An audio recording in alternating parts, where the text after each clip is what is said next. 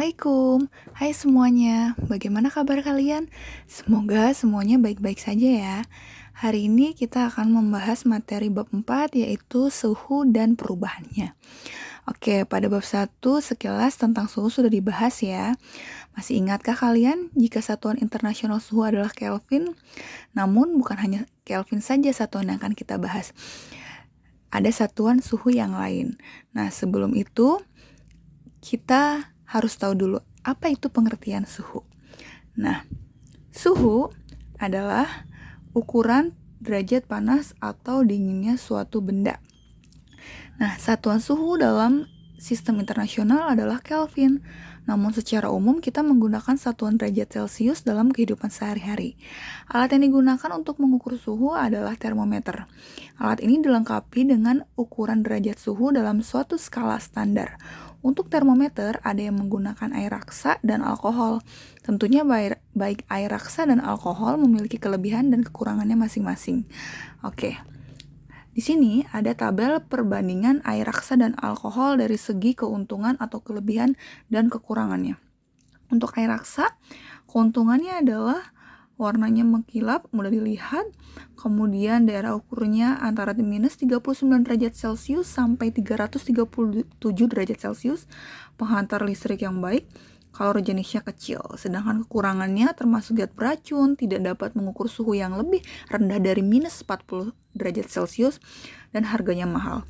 Sedangkan alkohol, kelebihannya harganya murah, terus daerah ukurannya juga luas antara minus 114 derajat Celcius sampai 78 derajat Celcius, penghantar listrik yang baik, kalor jenisnya kecil. Namun kelemahannya adalah titik didih rendah 78 derajat Celcius, tidak berwarna, dan membasahi dinding kaca.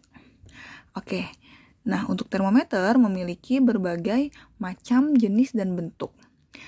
Nah, yang pertama kita bahas adalah termometer air raksa. Gambarnya seperti ini, kalian mungkin di rumah ada yang punya atau biasanya kalian menyebutnya termometer suhu badan atau termometer klinis yang bentuk analog. Nah, termometer air raksa adalah pengukur suhu tubuh manual menggunakan air raksa atau zat merkuri. Alat ini berbentuk tabung berisi air raksa di dalamnya. Nah, kamu dapat meletakkannya di bawah lidah untuk mengukur suhu tubuh. Bila diletakkan di bawah lidah, merkuri alias air raksa yang berada dalam tabung gelas akan naik ke ruang kosong dalam tabung. Pada tabungnya terdapat titik angka penanda suhu. Air raksa yang naik nantinya akan berhenti pada angka yang menunjukkan suhu tubuh kalian. Yang kedua adalah termometer laboratorium. Termometer ini daerah ukurnya 30 derajat Celcius sampai 50 derajat Celcius. Biasanya berupa termometer raksa. Termometer ini digunakan untuk perlengkapan praktikum di lab. Cara menggunakannya adalah untuk mengukur suhu objek benda yang akan diukur, misalkan cairan. Cairan bertambah panas, maka raksa atau alkohol akan memuai sehingga skalanya bertambah. Nah, yang ketiga adalah termometer digital. Bentuknya seperti ini. Nah, karena perkembangan teknologi, maka diciptakanlah termometer digital yang prinsip kerjanya sama dengan termometer yang lainnya, yaitu pemuaian. Nah, termometer digital ini bisa disebut juga termometer klinis suhu badan, namun yang dalam bentuk digital. Oke, termometer digital menggunakan logam sebagai sensor suhunya yang kemudian memuai, dan pemuaiannya ini bisa diterjemahkan oleh rangkaian elektronik dan ditampilkan dalam bentuk angka yang langsung bisa dibaca. Termometer ini digunakan untuk mengukur suhu badan. Termometer digital ini nilai suhu langsung ditampilkan dalam bentuk angka yang tertera pada layar kecil termometer. Lalu ada termometer inframerah, yang mana digunakan untuk mengukur suhu benda yang sangat panas, benda yang bergerak cepat atau benda yang tidak bisa disentuh karena berbahaya. Termometer inframerah bisa juga disebut dengan termometer laser bila menggunakan sinar laser untuk mengukur suhu benda. Lalu ada termometer dinding, yaitu termometer dipasang tergantung di dinding untuk mengukur suhu ruangan. Bahan pengisinya berupa air raksa dan dinyatakan dalam satuan derajat Celcius dan Fahrenheit. Fungsinya untuk mengukur suhu ruangan. Kemudian ada termometer Six Bellani atau termometer maksimum minimum disebut juga. Nah, digunakan untuk mengukur suhu tertinggi dan suhu terendah di suatu tempat. Termometer ini dapat mengukur suhu maksimum dan suhu minimum sekaligus. Hal ini dapat dilakukan karena termometer maksimum minimum terdiri atas raksa dan alkohol. Raksa digunakan untuk mengukur suhu maksimum, sedangkan alkohol digunakan untuk mengukur suhu minimum. Kemudian ada termometer bimetal. Nah, prinsip kerjanya adalah jika dipanaskan maka suhunya akan bertambah dan logam akan memuai sehingga bertambah panjang. Lalu ada termometer gas. Untuk termometer gas biasanya jarang digunakan. Biasanya terdapat di laboratorium untuk kegiatan penelitian. Termometer gas juga banyak dipakai dalam kegiatan industri, misalnya di pabrik-pabrik farmasi dan yang sering berhubungan dengan gas dalam produksi. Jika sejumlah gas dipanaskan dan volumenya dijaga tetap, tekanannya akan bertambah. Nah, sifat termometrik ini dimanfaatkan untuk mengukur suhu pada termometer gas. Lalu ada termometer termokopel yang memanfaatkan pemuaian dua buah logam yang mempunyai koefisien pemuaian yang berbeda. Logam yang koefisien muainya besar akan memuai lebih cepat, sedangkan yang koefisien muainya kecil akan memuai dengan lambat. Jika kedua ujung logam ini disambung, maka akibat pemuaian yang berbeda ini akan melengkungkan kedua logam tersebut.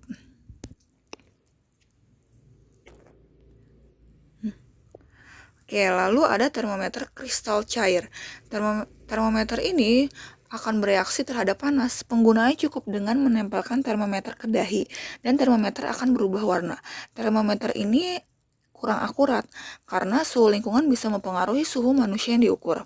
Termometer ini cocok bagi bayi usia 3 bulan ke atas, anak-anak yang lebih tua, dan orang-orang dewasa, tapi tidak dianjurkan untuk bayi yang baru lahir. Lalu, agar suhu suatu benda dapat diukur dengan menggunakan termometer, maka dinding kaca termometer diberi skala. Nah, skala termometer ditetapkan dengan menentukan titik tetap bawah dan titik tetap atas. Titik tetap bawah ditentukan oleh suhu es ketika mencair pada tekanan 1 atmosfer, sedangkan titik tetap atas ditentukan oleh suhu air mendidih pada tekanan 1 atmosfer. Berdasarkan skalanya ada 4 jenis termometer, yaitu termometer Celcius, Reaumur, Fahrenheit, dan Kelvin.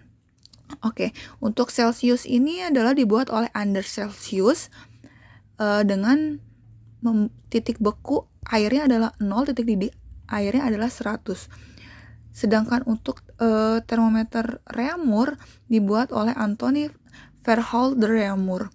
Nah, termometer ini adalah titik tetap bawahnya 0 derajat Reaumur dan titik tetap atasnya adalah 80 derajat Reaumur. Oke. Untuk titik beku biasa kita sebut dengan titik tetap bawah, dan titik didih ini biasa kita sebut dengan titik tetap atas.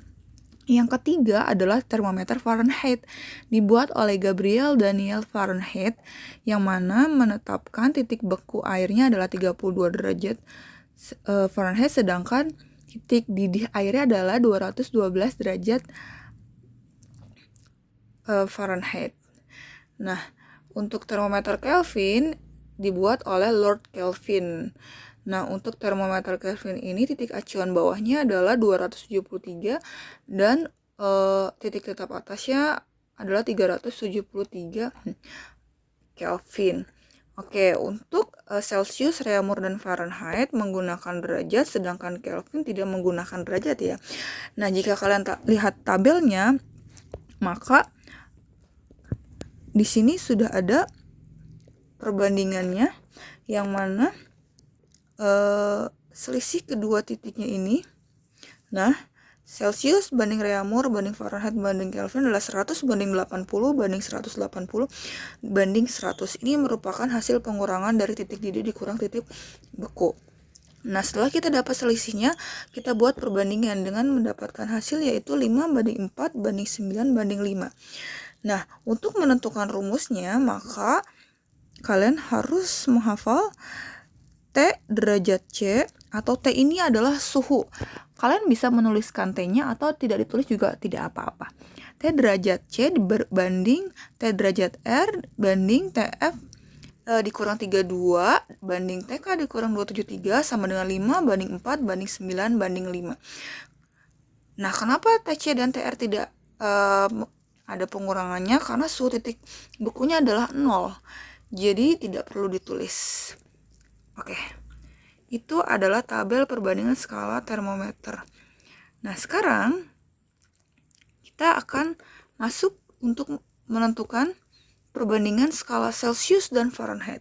Jika kalian harus mengkonversikan Celsius ke Fahrenheit, maka rumusnya adalah F sama dengan 9/5 kali T derajat Celcius atau suhu dalam derajat Celcius tambah 32. Contoh, 60 derajat Celcius sama dengan berapa Fahrenheit? Maka kita menggunakan rumus Fahrenheit yaitu 9/5 dikali 60 tambah 32. 60 dibagi 5 sama dengan 12, maka 9 kali 12 plus 32. Karena di sini adalah perkalian dan penjumlahan, maka kita harus mendahulukan perkalian terlebih dahulu. Kemudian 9 kali 12, 108, ditambah 32, hasilnya adalah 140 derajat Fahrenheit. Maka 60 derajat Celcius setara dengan 140 derajat Fahrenheit. Namun, jika kalian harus mengkonversikan Fahrenheit ke Celcius, maka rumusnya menjadi C sama dengan 5/9 kali dalam kurung Fahrenheit dikurang 32. Contoh, 113 derajat Fahrenheit berapa derajat Celcius? Jawab, 5/9 kali dalam kurung, karena di soal suhu derajat Fahrenheitnya 113, maka tulis 113 dikurang 32. Sama dengan, dahulukan yang di dalam kurung, maka kita kurang dulu. Jadi hasilnya adalah 5/9 kali 81. 81 dibagi 9 adalah 9, dikali 5 hasilnya adalah 45 derajat Celcius. Mudah ya.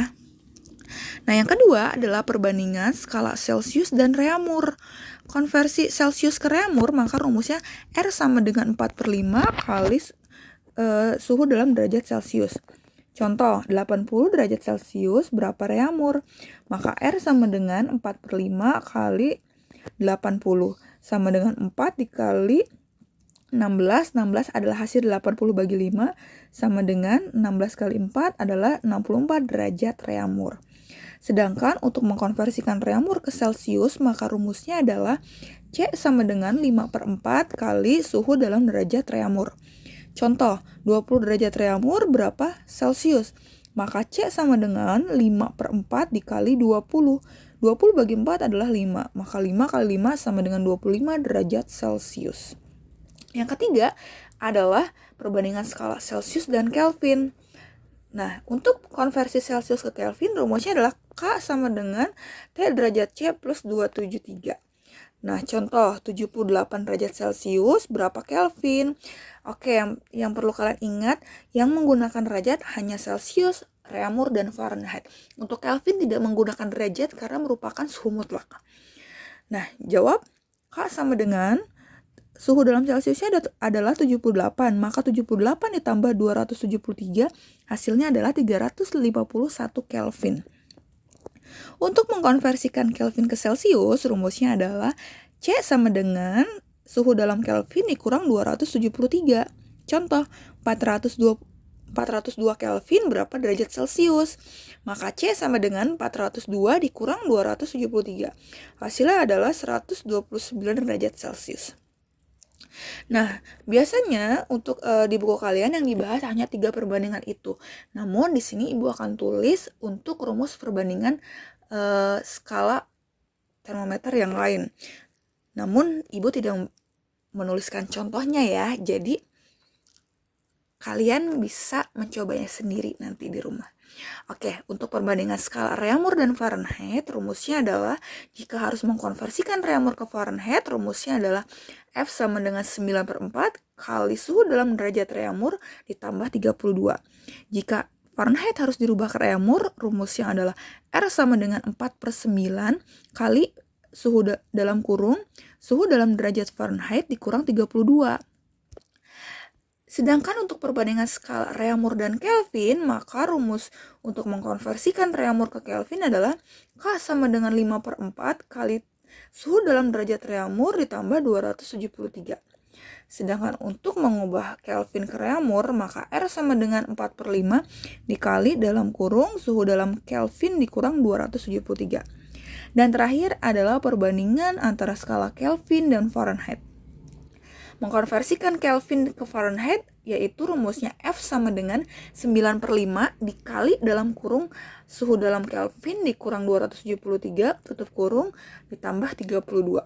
Sedangkan untuk mengkonversikan Fahrenheit ke Kelvin, maka rumusnya adalah K sama dengan 5/9 dikali dalam kurung suhu dalam Fahrenheit dikurang 32, kemudian ditambah 273. Oke, itu adalah beberapa rumus dalam menentukan suhu dan perubahannya. Sampai sini dulu materi yang kita bahas. Semoga kalian semua yang menyimak video ini bisa memahami video yang sudah Ibu jelaskan. Kalian juga bisa sambil membaca buku paket yang kalian miliki untuk menambah referensi pengetahuan kalian. Oke, sampai jumpa di pertemuan selanjutnya. Terima kasih.